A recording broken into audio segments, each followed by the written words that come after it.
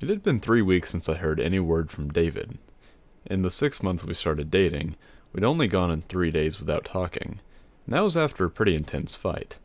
There was nothing out of the ordinary when I had to talk to him last. He had just mentioned that he was going to check something that an old friend told him about. But then I got a really weird text the night before. It was from David. But it wasn't from his number. It only had 5 words in it. No end, don't come. David. Something was wrong. After I read that text, I felt nauseous, like I was saying something I shouldn't. I decided to get a hold of Peter, but I had talked to this ass before. He was a real deadbeat, but at least he might have some information on where David might be. I decided to log into AIM with David's account. I figured it would be easier to start something with Peter if he didn't know it was me. When I logged on, he immediately messaged me. "David, holy shit, you had me worried. I thought you wanted that house." "Well, what do you mean?" "No End House, man. The place I told you about. I could have swore you were going to go." No End. This guy knew what was going on. Yeah, I couldn't find it. Maybe I'll go again tomorrow. Where was it again?" "No way, you already had me worried. Fuck that place. I've been there, and you do not want to go there." "Peter, this is Maggie." "Wait, what? Where's David?" "I don't know. I thought you would, but apparently not." "Oh, shit. What? Seriously, Peter, you need to tell me what's going on." "I think he went to the house. It's outside of town, maybe 4 miles down Tarrant Street. Unmarked road, turn right." "Shit, man, he's gone." "No, I don't think he is." "What are you planning on doing?" "I'm going to get him back." I left the next night around 8.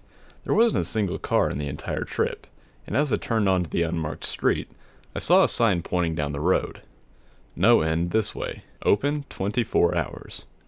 My breathing hadn't been steady since I left the house, and seeing the house didn't help. There weren't any other cars around, which made me think it wasn't open. A light in the front stoop illuminated the area surrounding, and the windows showed that lights were on the inside.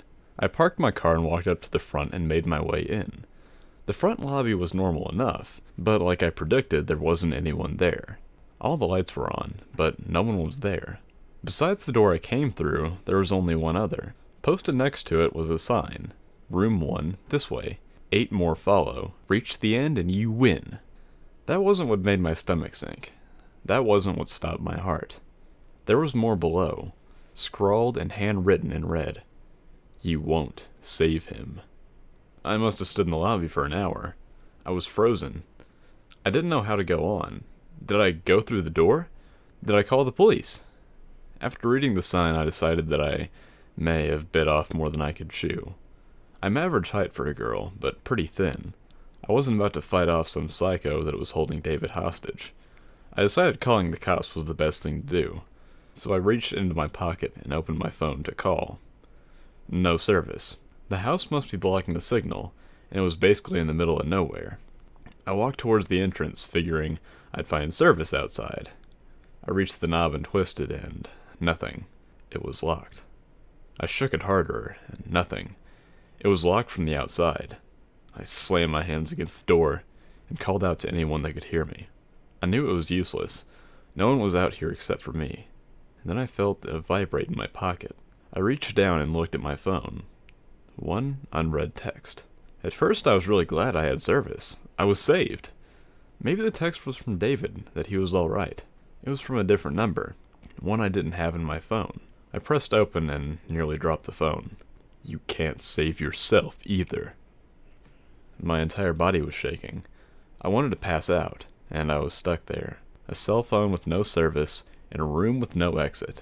My eyes scanned the room, and landed on the door across from the room. A gold 1 was mounted on the front. It looked like a room door in a hotel. The ground felt far away as I walked closer to the door. In a few moments I was within inches, and I placed my head against the wood and listened. All I heard was distant Halloween music. Just creepy instrumental music you'd hear at any haunted house. Suddenly, I got a little calmer. David was always known for his pranks. He would tell me about these elaborate setups that he and his friends would make for all the new players on their soccer team. Somehow, a smile found its way onto my face, and I opened the door without fear. Entering the first room alleviated my fears even more. The room was a completely normal attempt at a haunted house, though rather lacking. In each corner was a scarecrow, but not even the scary ones. They were the kind you would see in grade school, with great big smiling faces. Paper ghosts hung from the ceiling, and a fan in the corner added a cool breeze that made them spin. Next to one of the scarecrows was, again, the only other door in the room. Printed on the front, similar to the first door, was a large 2. I laughed and left this lame room behind. When I opened the door to room 2, I couldn't see 3 feet in front of me. It was completely filled with a gray mist that smelt like rubber. I guess there had been some fog machine in here, and it must have been pumping this stuff for hours. There were no windows in the last room, so the ventilation was terrible. I walked slowly forward and let out a small shriek. I had bumped straight into a large robotic Jason Voorhees. His eyes flashed red, and the knife in his hand went up and down in a jerky stabbing motion. My heart was racing, and if anyone was with me, I would have felt incredibly embarrassed. I covered my mouth and made my way past the robot Jason. The fog was getting to be a little much, and I was beginning to feel lightheaded. As I found the door to room 3, I placed my hand on the knob and jerked it back in pain. The knob was extremely hot. I placed my other hand on the door itself, and felt that it too was warm. I couldn't hear anything from the other side. I put my ear up to the warm wood expecting to hear a fire, and heard nothing. I assumed that it was just warm, like they were pumping heat into it like the final room in Mr. Toad's Wild Ride at Disneyland. I took the corner of my dress and wrapped it around my hand, turning the doorknob as fast as I could, and I flung myself into room 3. There was no fire, just darkness. It was freezing cold. Room 3 wasn't like the others. It wasn't like the other rooms at all. At that moment, I knew something wasn't right. I tried to make out anything in the room, but I couldn't even see my hands grasping at the doorknob that now wasn't there. I was trapped. I must have been turned around in the darkness, even though I didn't move once I entered.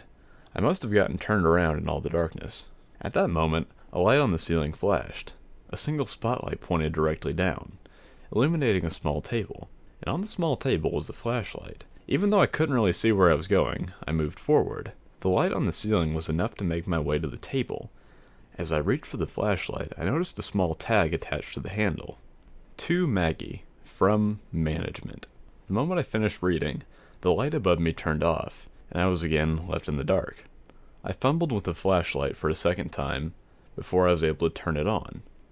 From what seemed like every direction, a low and rumbling hum surrounded me. My heart was pounding, and I started to spin in place, darting the beam of the flashlight all around me. There was nothing in the room, but after a while I noticed something terrifying. It could have been my imagination, but I could see a figure dart away at the last second, wherever the beam of light hit. I began to panic. I started backing away from the small table, unsure of which direction I was going. The hum was getting louder, and then I started to feel the presence of whatever it was that was dodging the light. My hands shook wildly as I frantically shined the light on whatever direction I could think of. It was always there, just barely escaping back into the darkness every time, but it was getting closer. My eyes started to well up with tears. I thought I was going to drop the flashlight, I was shaking so badly, until I saw it. The light set directly on a small number 4. It was written on a piece of paper and taped up to a wooden door in the corner. I ran as fast as I could, with the flashlight pointed directly in front of me. I could feel it behind me. The hum was getting louder, and I thought I felt its breath on my neck. I was sprinting at this point, only a few more feet to go. In one motion I grabbed the handle, twisted it, and slammed it shut behind me. I was now in the 4th room. I was outside. I wasn't in the house anymore. What awaited me after opening the door to room 4 was what looked like a cave. I looked down to the ground, and I noticed something strange and disturbing. The ground wasn't made of glass or rock or dirt. It was wood paneling. It was the same floor as in the previous rooms. This was room 4. Somehow I was still in that house.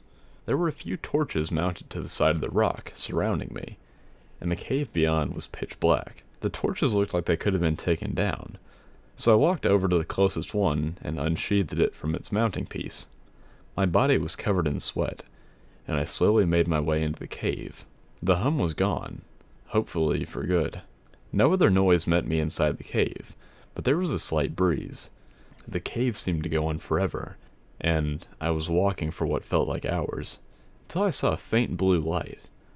I walked towards it, cautiously, but at a decent pace. The light wasn't opening, the end of the tunnel. I started walking a little faster. I always hated cramped spaces like caves and tunnels.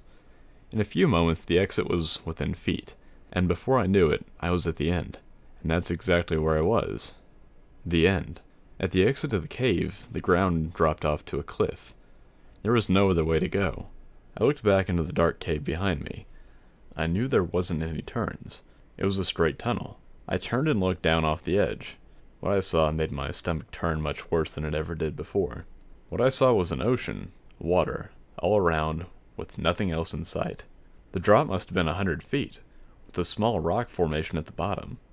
After a few seconds of studying the rocks, my stomach turned more than I thought possible, and my body broke into a fresh sweat.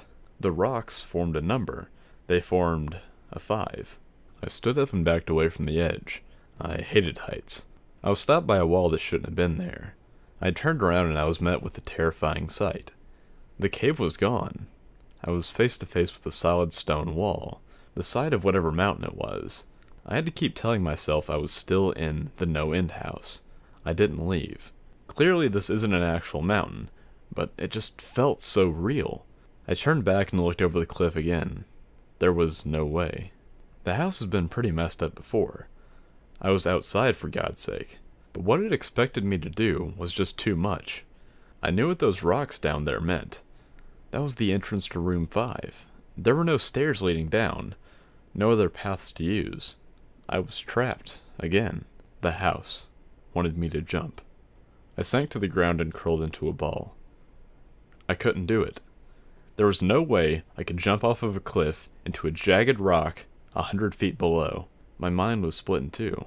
I knew that I was still inside, but my surroundings screamed in my ear in the opposite. I stayed up there on the wooden ground for a while. At that point I had lost all concept of time. After what seemed like weeks, I finally stood up. Slowly I made my way to the edge of the cliff and looked down. The giant 5 taunted me to jump. It knew I couldn't do it, and it taunted me. And then the hum returned, the low and distant hum. It seemed to come from behind me, resonating within the mountain. I didn't know what came over me, but after hearing that sound, something inside me lit up. I clenched my eyes shut, and I jumped. The wind was rushing up as I fell, and a deep fear washed over me. I was going to die. I was going to smash into those rocks and die.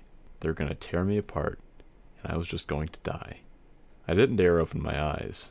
I just fell. Even with the loud wind around me, the hum was now deafening. I just wanted it to be over. I just wanted it to be over. I just wanted to hit the rocks, and I wanted it to be over. And then I stopped. I wasn't falling anymore, but I never hit the rocks. I opened my eyes and I looked around. I was standing on the familiar wood paneling of the house. The hum was gone and the silence took its place. I had made it. I was in room 5. I don't know how it happened, but I was in room 5. The feeling of dread was gone. I was just incredibly happy to be alive. After a few moments to collect myself, I decided to look around at the rest of the room. My happiness left me fast. The room was empty. The walls matched the floor, and the ceiling matched the walls, and the walls had no doors or windows. I was in a sealed box, and then I realized I didn't make it. I wasn't safe. I had made it out of the 4th room, but only to enter room 5, and there was no leaving it. At that moment, I wondered if David had been in this room. I wondered if he had jumped off that 100-foot cliff and ended up stuck in the room. And if he did, that means he got out. He wasn't here. I was alone. He got out. And I would too. The thought of David escaping this room gave me newfound confidence, and a second wind filled my spirit. I was going to get out of this room, find David, and get us the hell out of here. I walked around the perimeter of the wall and felt for any sort of inconsistencies, but nothing. The walls were flawless. Barely a scratch on him, let alone some secret exit. I started to knock at random places on the walls. They were completely solid. The confidence started to leave me. I was running out of ideas. And that's when she spoke to me. "Maggie. You shouldn't have come here, Maggie." I nearly jumped out of my skin, if that was possible. I was still facing the wall, and the voice had come from the middle of the room. The voice was that of a little girl. At least, that's what it sounded like. And I turned around slowly, and my eyes fell on who spoke to me. I was right. A little blonde girl, no more than 7 years old, with bright blue eyes, and a long white dress. She smiled at me and spoke again. "But now that you're here, let's play a game." There was something horrifying about that little girl. She wasn't scary like those horror girls that are in Japanese movies. She looked completely normal. If I saw her walking down the street, I would have just walked right on by. But looking into her eyes, I felt complete terror. Jumping off of a cliff was scary, but I wouldn't jump off 20 cliffs twice as high if it meant that I could take back that one moment of looking into her soulless eyes. After a moment of staring, I finally spoke. "What game? Who are you?" I mumbled. "If you lose, you die. If I win, he dies." My heart sank somewhere below my feet. I couldn't believe what I was hearing, but I knew she was telling the truth. "Which will it be?" she smiled. "Neither." I don't know where I found the courage to talk back to this little demon child, but I had come too far to just let David die, and if I died, then this was all for nothing. No, I chose neither. But then I saw it. The reason the little girl terrified me. She was more than just a small child. Looking at her, I saw what also appeared to be a large man, covered in hair, with the head of a ram. It was a horrible sight. I couldn't even see one without seeing the other. The little girl stood in front of me, but I knew her true form. It was the worst sight I'd ever seen. "Too bad." And with that, she was gone. I was alone again, in an empty and silent room. The only time something was added, a small table where she stood appearing from nowhere, as though it was there the whole time. There was something on it, but I couldn't tell where I was. I walked up to the table and looked at the small object. It was a small razor, like one you would see on an X-Acto knife. I reached out to pick it up, and just as I did, a scream left my mouth. When my hand came into view, I saw something that was never there before. It looked as though something was branded onto my skin. A single number 6. I looked back at the razor and noticed the tag attached to it. "To Maggie. From management. Thought you may need this." After reading the note, I started sobbing uncontrollably. Tears were rushing down my face, harder than they ever have in my life. I'd never cried like that, and I don't ever think I will again. I fell to the ground and sunk my head into the hardwood floor. I was sobbing for hours, just lying there on the ground. And then the crying stopped and depression set in. I don't even know why I was crying. It wasn't about David. It wasn't even about how I was stuck in there. There was still no doors in the room, and I was trapped. But that's not why I was sad. I was in the deepest depression possible. Complete and emotionless depression. I felt empty, and clawed my way up from the ground and steadied myself against the table. My eyes fell on the razor, and I picked it up. I was going to kill myself. I couldn't handle it anymore. I had had it. David was probably dead, and I was trapped in here. It was over. I pressed the razor against my wrist, right above that 6 that had appeared on my skin. The sobbing came back, and I just stood there, crying with the razor pressed against my skin. David was dead. I was about to die. Nothing mattered anymore. And with one deep cut, I sliced down my wrist. Immediately after slicing into my wrist, I was no longer in room 5 either. I didn't die. I knew that for sure. The depression was gone, but I was by no means happy. Tears were still finding their way down my face. The room I was in was similar to the previous one, and again, it had no doors. There wasn't any lamps, but somehow I was still able to see everything clearly.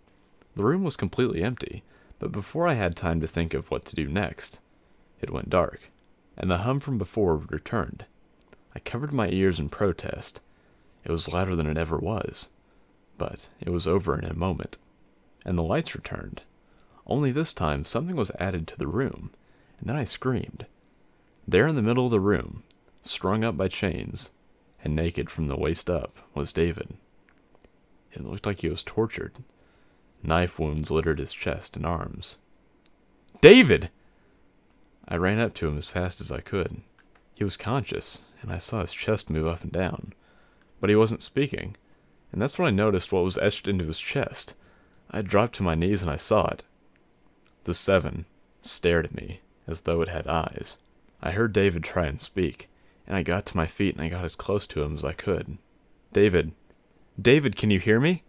"Maggie, what are you doing here?" His voice was slight, but he was talking, and I was thankful for that. "David, I'm trying to save you. How do I get you down?" There were large padlocks on the chains holding him in place. I looked around the room for any sort of key, but all I found was a small knife in one of the corners. The metal was way too thick, and that knife didn't even dent it, so I disregarded it as useless. I went back to David. It looked like he was just on the verge of death, and then I felt my pocket vibrate. It startled me somewhat awful. I took the phone out of my pocket, and as I suspected, one unread text. I flipped open the phone. "That isn't me." I didn't know what to think. David was right there in front of me, but that text was the first number that contacted me. It was the first text I received from David that mentioned the no-end house. Maggie. I heard his voice clearly with my ears and my mind. It seemed like his voice was coming from all sides. "Maggie, you have to go on." What are you talking about? How? I was face to face with David, or whoever it was that was chained up there. That knife. He made a slight movement with his head toward the corner. "Go get it." I ran and was immediately back with the knife clenched in my hand within a few seconds. I had no idea what was going on, but I needed to save him, and would do anything. Now stab me in the chest. What? I was shocked. David hung there, staring directly into my eyes. "You have to run that knife through the 7 on my chest. It's the only way to save both of us." "No," I stumbled backwards. "No, you're not making any sense." "Maggie." He was screaming now. His eyes looked frantic. The side of his mouth curled into a twisted grin. "Maggie, stab me now. It's the only way."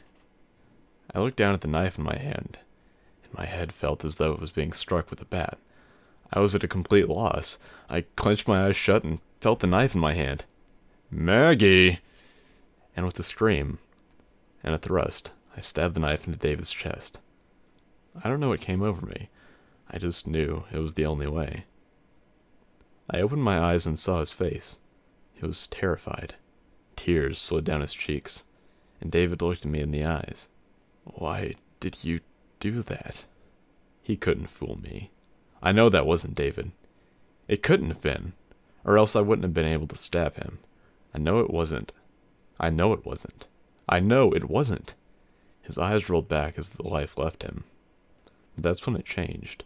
The 7 on his body was gone. The blood dripped down onto the ground into a pool below me. The crimson liquid stretched out in every direction. The circle nearly filled the room, and I began to sink. I tried to move, but I couldn't. It was like quicksand.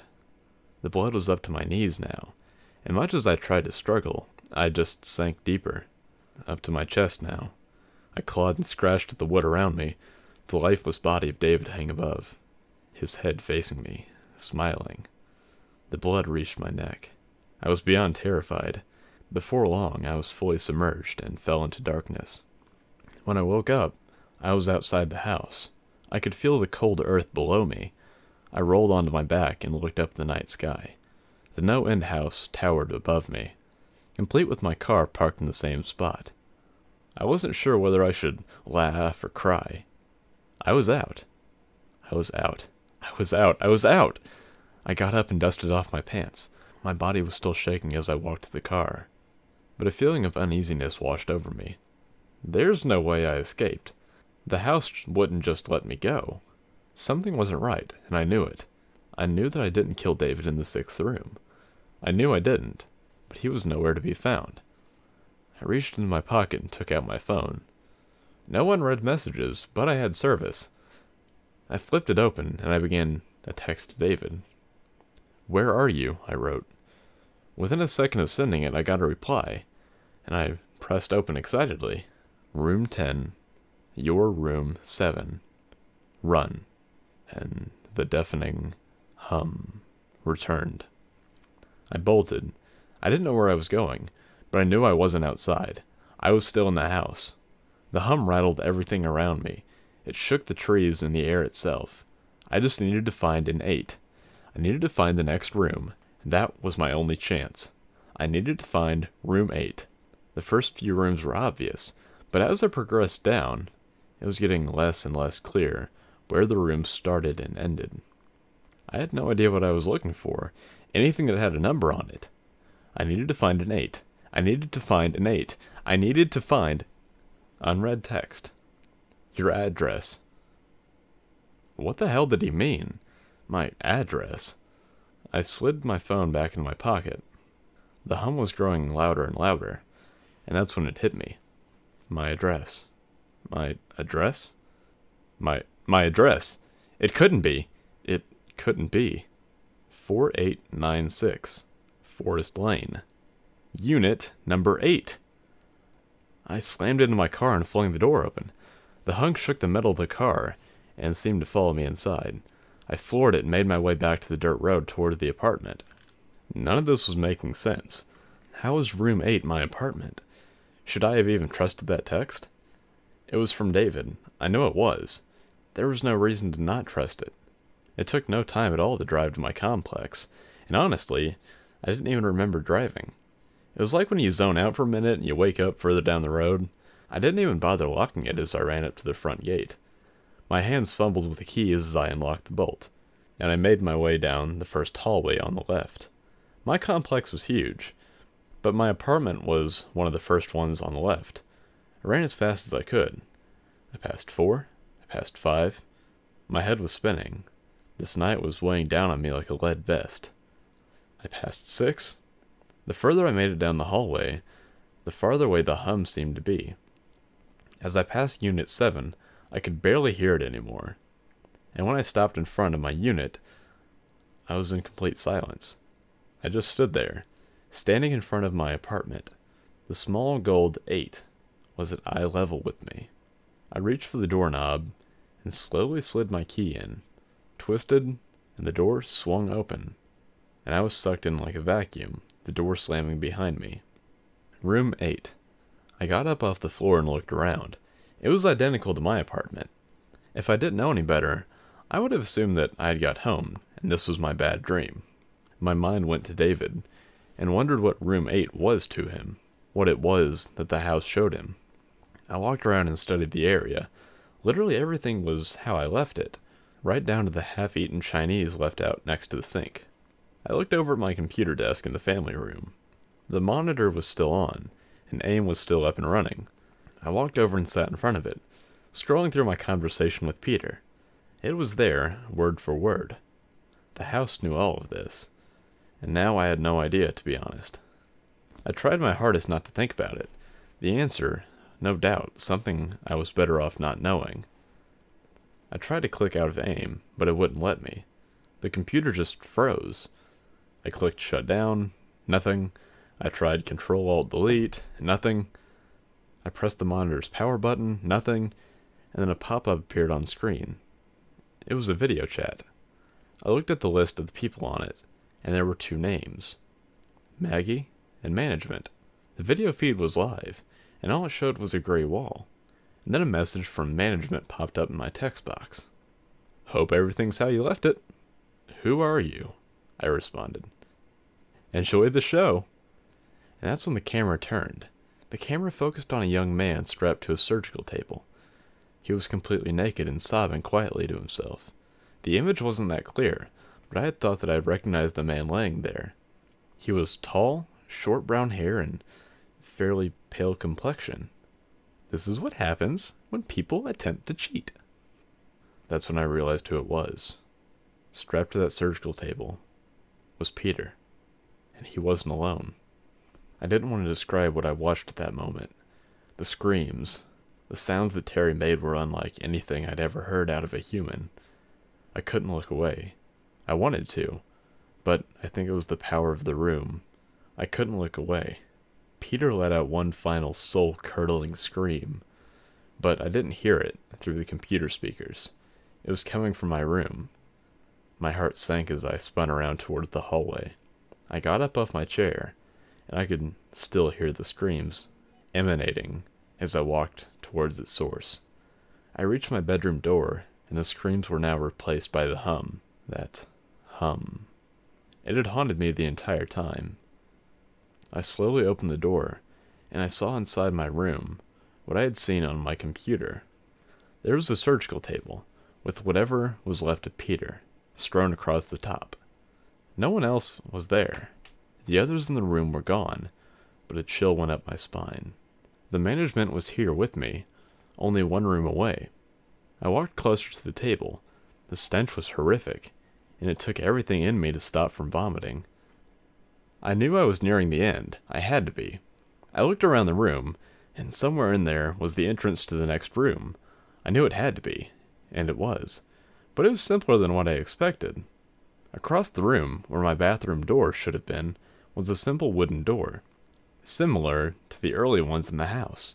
Something was stapled to the door, something long and bloody. It was the entrails of Peter, and they formed a 9 on the door. I felt bad for Peter, but I had already gone through hell that night. I walked right past the table, picked up a long surgical knife, and didn't give the body a second glance. The final door was there, and I walked right up to it. This night was about to end. I was coming out of that room with David, and I was going to stop whoever it was that was keeping him there. The door opened easily, and as I stepped through, I saw what was waiting for me. It was an empty room. It resembled a waiting room for a doctor's office.